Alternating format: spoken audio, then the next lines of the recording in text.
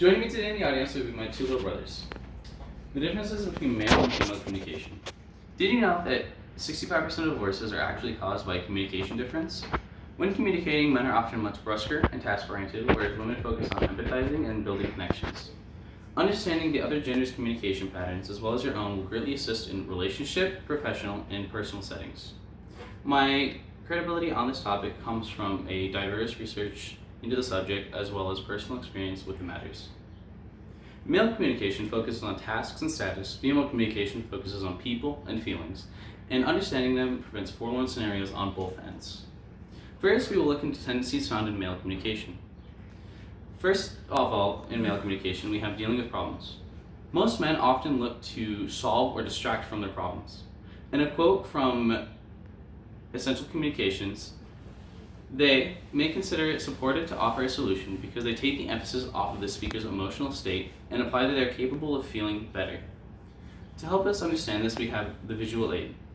This is a short clip called It's Not About the Nail. Just go for 30 seconds. I don't know really what I'm doing here. Can you tell me what 30 seconds is up? Did you look at the timestamp? Mm-hmm.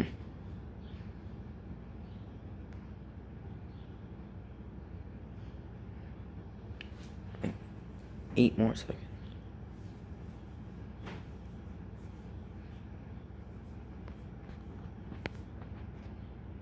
The next topic to cover will be how men handle conversations.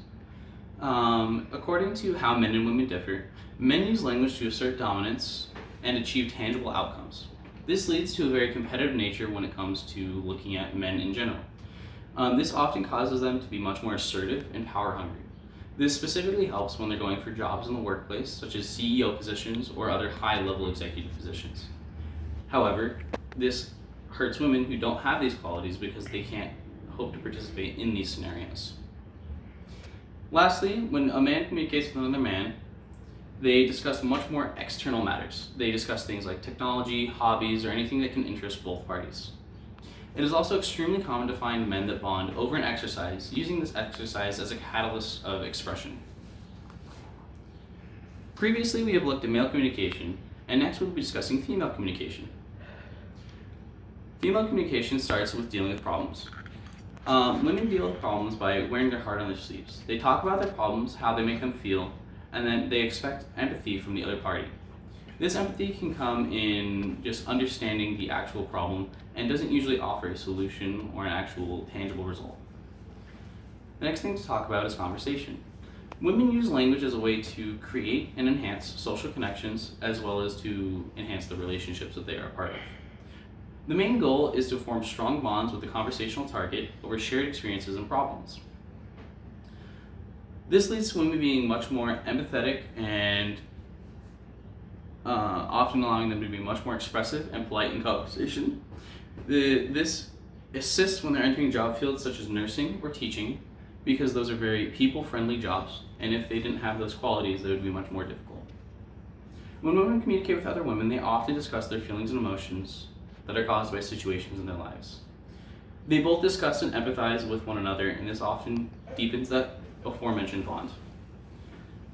To get a better grasp of this, we will look at visual aid number 2. This is a scene from Friends called Ross Kissed Me from season 2. 20 seconds.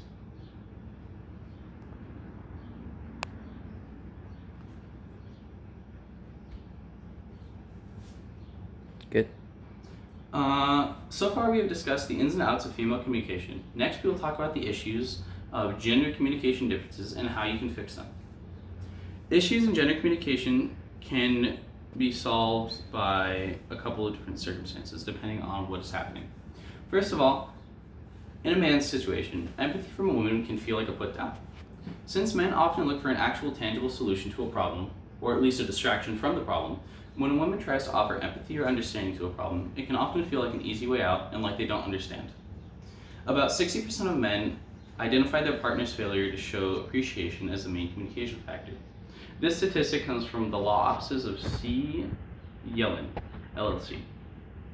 However, this is vice versa when it comes to a woman's standpoint. A man's response may sound disheartened to a woman. Since women more often seek empathy, when a woman offers a solution, it may sound insincere or even rude. It gives it a go fix it yourself vibe.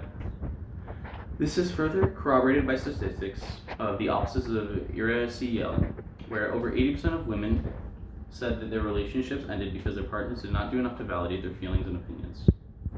Now, let's review what we've learned today about male and female communication habits. Male communication revolves around objectives and power. Female communication revolves around forming connections and emotions, and to understand each side prevents many mishaps. Male communication is more objective and insincere, often focusing on outcomes and other personal, tangible results. Female communication is much more personal and has a tendency to be much more expressive, as well as form a bond with the other person. This stark contrast in communication styles can lead to misunderstandings between both, and therefore they have to work together to solve these problems. Whether you are a male or a female, I hope that this speech will help you come to a newfound understanding with both your communication habits, as well as with the other gender. I hope this served as a great guide for that growth, and I know that if you keep in mind, all relationships are sure to benefit.